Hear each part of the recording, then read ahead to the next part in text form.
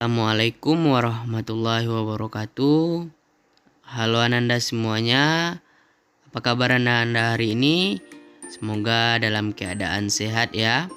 Baiklah, sekarang kita belajar pembelajaran kelas 4. Tema 1 indahnya kebersamaan, subtema 2 kebersamaan dalam keberagaman, yaitu pelajaran bahasa Indonesia. Nah, pada pembelajaran kali ini ada 3 hal yang akan kita bahas. Yang pertama, gagasan pokok dan gagasan pendukung dalam bentuk diagram. Yang kedua, gagasan pokok dan gagasan pendukung dalam bentuk tabel. Ketiga, membuat ringkasan teks dengan peta pikiran. Nah, yang pertama langsung saja kita masuk pada gagasan pokok dan gagasan pendukung dalam bentuk diagram. Gagasan pokok dan gagasan pendukung akan lebih mudah dipahami jika disusun dalam bentuk diagram. Cara menentukan gagasan pokok dan gagasan pendukung dalam bentuk diagram antara lain adalah 1. Bacalah paragraf dengan seksama. 2. Cermatilah kalimat pertama hingga akhir. Selanjutnya, tentukanlah gagasan pokok dan gagasan pendukung paragraf tersebut. Yang selanjutnya, gagasan pokok adalah bagian inti, dapat ditulis di bagian atas ataupun tengah. Gagasan pendukung adalah cabang-cabang dari gagasan pokok, dapat ditulis di bagian samping atau bawah gagasan pokok. Ayo perhatikan contoh berikut. Yang pertama, Indonesia memiliki berbagai bahasa daerah, misalnya bahasa Batak, bahasa Jawa, dan bahasa Sunda. Keragaman bahasa di Indonesia tidak membuat bangsa Indonesia terpecah-pecah. Bangsa Indonesia tetap menjaga persatuan dan kesatuan. Bahasa Indonesia dipersatukan oleh bahasa persatuan, yaitu bahasa Indonesia. Gagasan pokok dari paragraf di atas terdapat pada kalimat pertama yang berarsir berwarna biru. Sedangkan gagasan pendukung terdapat pada kalimat kedua sampai pada kalimat keempat. Itu pada yang bertulis pada kalimat yang berwarna merah.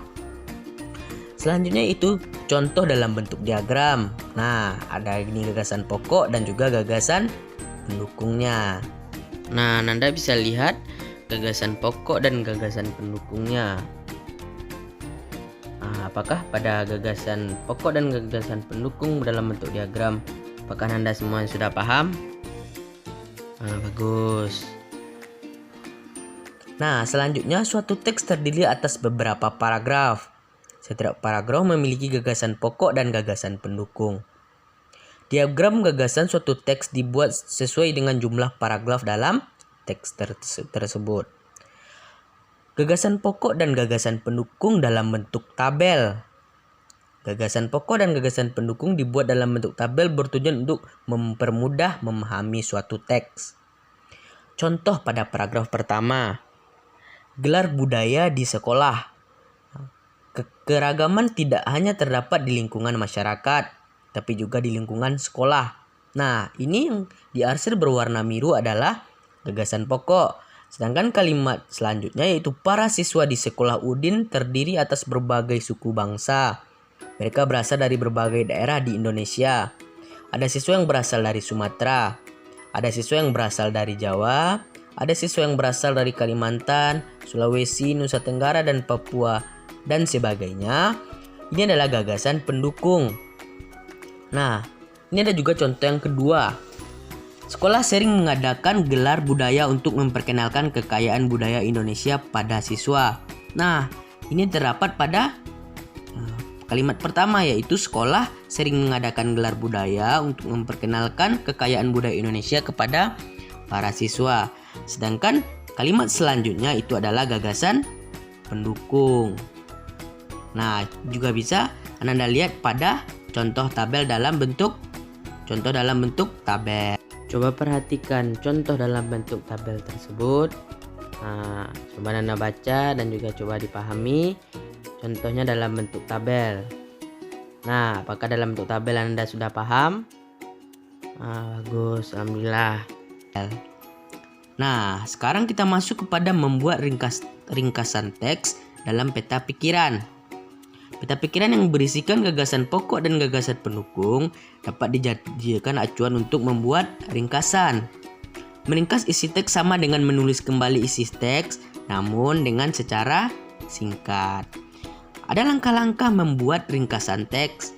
Yang pertama, bacalah teks dengan seksama. Kedua, gunakanlah kalimat tanya apa, siapa, mengapa, bagaimana, di mana dan kapan untuk mengetahui kejadian yang diceritakan dalam teks. Yang ketiga, catatlah hal-hal penting yang kamu temukan saat membaca teks. Yang keempat, buatlah peta pikiran untuk mencatat gagasan pokok dan gagasan pendukung pada setiap paragraf. Yang kelima, buatlah ringkasan berdasarkan peta pikiran menggunakan bahasamu sendiri. Yang keenam, urutkanlah peristiwa hanya sesuai dengan isi teks sebenarnya. Yang terakhir, gunakanlah kalimat yang ringkas. Hindarilah pengulangan kalimat dan bahasa yang tidak efektif. Membuat ringkasan teks dan peta pikiran, apakah Anda paham? Bagus. Nah, setelah selesai pembelajaran kita, Pak akan menyimpulkan pembelajaran kita pada hari ini. Yaitu yang pertama, gagasan pokok dan gagasan pendukung dalam bentuk diagram digunakan untuk gagasan pokok dan gagasan pendukung dalam bentuk diagram digunakan untuk memahami teks. Yang kedua apa? Gagasan pokok dan gagasan pendukung dalam bentuk tabel juga digunakan untuk memahami kita agar supaya memudahkan dalam memahami teks. Yang ketiga, membuat ringkasan teks dengan peta pikiran. Caranya itu dengan menuliskan kembali isi teks secara singkat. Itulah kesimpulan pembelajaran kita pada hari ini. Jangan lupa ulangi pembelajarannya di rumah ya. Sekian dari Bapak. Assalamualaikum warahmatullahi wabarakatuh.